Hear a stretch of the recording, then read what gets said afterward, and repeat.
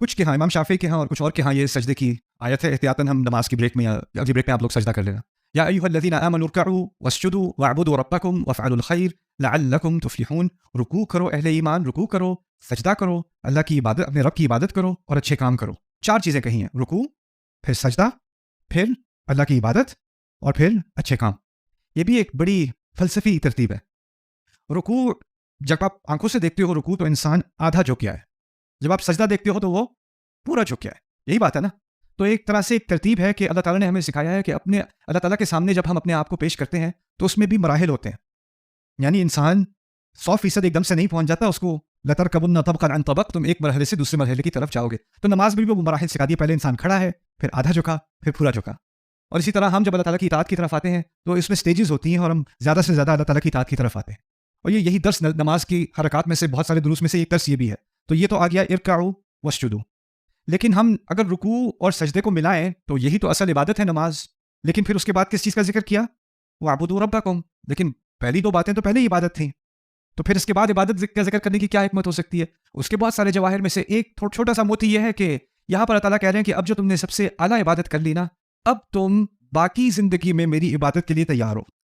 اب عبادت شروع ہوگی. رکوع اور سجدہ اصل عبادت کے لیے تمہیں تیار کر رہا ہے. یعنی نماز کا ٹائم ہوا، ظہر کا ٹائم ہوا، جا کے میں نے نماز پڑھی. نماز کے بعد میں واپس آفس کے کام پہ لگ گیا. آفس کے کام پہ کسی کی غیبت ہو رہی ہے. آفس کے کام پہ کو کہہ رہا ہے جی آپ بس یہ کہہ دیں کہ ڈیڈ لائن پرسوں ہے، ہم سب کو پتہ ہے آج ہے، لیکن آپ ڈیٹ چینج کر دیں میرے لیے پلیز، اب بس بھیج دیں، خیر ہے. کسی کی کال آ رہی ہے، ان کو بتا دوں میں آفس میں نہیں ہوں. وہ کہہ رہے ہیں کہ وہ آفس میں نہیں ہے. یہ کیا ہے؟ یہ اللہ تعالیٰ سے عبادت نہیں ہے. عبادت کا مقصد ہے کہ جو ہدایات، جیسے نماز میں اللہ نے ہدایت دی ہے کھڑے ہو جاؤ، کھڑے ہو جاتے ہیں. اللہ تعالیٰ ہدایت دیتے ہیں رکوع میں جاؤ، رکوع میں جاتے ہیں. اللہ کہتے ہیں پورے گر جاؤ، پورے گر جاتے ہیں. جب کھڑے ہونے کا وقت تو کھڑے ہونے کا وقت. ہر حرکت کو کنٹرول کیا جا رہا ہے. آنکھیں کہاں جانی ہے ان کو کنٹرول کیا جا رہا ہے. سلام کس طرف کرنا ہے، پہلے کدھر کرنا ہے، پہلے کدھر کرنا ہے، کنٹرول کیا جا رہا ہے. آپ کے الفاظ کو کنٹرول کیا جا رہا ہے. یعنی آپ مظاہرہ کرتے ہیں کہ اللہ جو انسٹرکشن، جو حکم مجھے دے گا 100% میں اس پہ عمل کروں گا، جیسے جیسے کہے گا ویسے ویسے میں کروں گا. میں پوری طرح اللہ تعالیٰ کی اطاعت کرنے کے لائق ہوں، میں اس کی صلاحیت رکھتا ہوں. اور سب اکٹھے وہ ہم کرتے ہیں جماعت سے. یعنی ہم میں سے کسی میں فرق نہیں ہے، جو اللہ کہہ رہا ہے وہ ہم ایگزیکٹلی کر رہے ہیں، اپنے جسم کو ہم سرنڈر کر دیتے ہیں. تو نماز کیا سکھا رہی ہے کہ اللہ تعالیٰ کی جب اطاعت ہوتی ہے تو وہ مکمل ہوتی ہے. اب زندگی میں کیا ہوتا ہے، کچھ معاملات میں اللہ آپ کو کچھ زیادہ چھٹی دیتا ہے، آپ کھڑے ہو.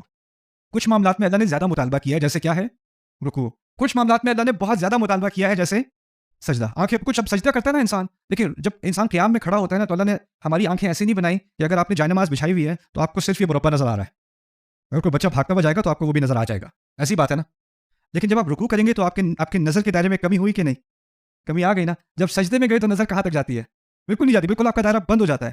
کچھ معاملات میں اوروں کا عمل دخل ہے ہماری عبادت میں اور ہماری اطاعت میں، اور لوگ بھی شامل آ جاتے ہیں، لیکن آپ کو اس کو برداشت کر کے فوکس کرنا پڑے گا. کچھ معاملات زیادہ فوکس، اور کچھ معاملات میں کسی کا کوئی عمل دخل نہیں، وہ بس آپ خود کرو. اللہ تعالیٰ ہمیں تیار کر رہا ہے کہ ہر طرح کی صورتحال کا ہمیں سامنا کرنا ہے.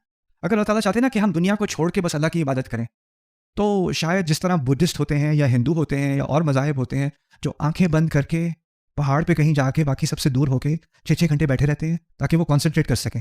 لوگوں نے تو مجھ سے آ کے یہ بھی پوچھا کہ نماز میں آنکھیں بند کر کے نماز پڑھنے تو ذرا کانسنٹریشن آسان نہیں ہو جائے گی، یا نوائز کینسلیشن ہیڈ فونز لگا کے میں نماز پڑھا کروں تو باقی باہر کی آواز نہ. اللہ تعالیٰ نے ہمیں نماز کا حکم دیا. کوئی مشیرہ تھا، اس نے کشتی پہ کھڑے ہو کے نماز پڑھنی ہے.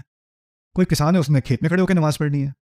کوئی مزدور ہے، اس نے مزدوری میں نماز، کوئی جنگ کے میدان میں، اس نے جنگ کے میدان میں نماز پڑھنی ہے. یعنی نماز کا جو یہ سلسلہ ہے وہ دنیا کو چھوڑ کے ہے کہ دنیا کے ساتھ ہی چل رہا ہے. یہ اللہ تعالیٰ کا نظام ہے کہ ہمیں اس دنیا کا سامنا کرنا ہے اور پھر بھی عبادت کرنی ہے. یہ ٹریننگ دی جا رہی ہے ہمیں. تو جب یہ کہا ہے نا وَاعْبُدُوا رَبَّكُمْ، اپنے رب کو مد نظر رکھو، اس کی عبادت کرو، ٹھیک ہے دنیا کا تو تمہیں سامنا کرنا ہی ہے. تو یہ ذہنیت اللہ تعالیٰ نے ہمارے دلوں سے، ہمارے دماغ سے نکال دی کہ نہیں جی مجھے دنیا سے ہٹ کے مجھے دین کی خدمت کرنی ہے. او انسان، ہمارا دین کیا ہے کہ ہم دنیا کا سامنا کرتے ہیں اور دنیا کا سامنا کرتے ہوئے ہم دین کی خدمت کرتے ہیں. دنیا سے بھاگ کے نہیں، دنیا سے ہٹ کے نہیں، دنیا میں رہتے ہوئے، دنیا کو انگیج کرتے ہوئے. یہ دین تجارت میں گیا، یہ دین سفر میں لے کے ہم جاتے ہیں، یہ دین ہم ہر دنیا کے ہر شعبے میں ہم اس دین کو ساتھ لے کے جاتے ہیں. ہم دنیا کے شعبوں سے بھاگتے نہیں، ان کو فیس کرتے ہیں. لیکن یہ سب ہے کمٹمنٹ ہماری اللہ تعالیٰ کے ساتھ. اس کے بعد ایک آخری ترتیب میں ڈالا وَافْعَلُوا الْخَيْرَ، اور خیر کیا کرو، الخیر کرو. تو سوال پیدا ہوتا ہے کہ پہلے کہا تھا رکوع کرو، وہ خیر نہیں ہے. پھر کہا تھا سجدہ کرو، وہ بھی تو خیر ہے. پھر کہا تھا عبادت کرو اپنے رب کی، وہ بھی تو خیر ہے.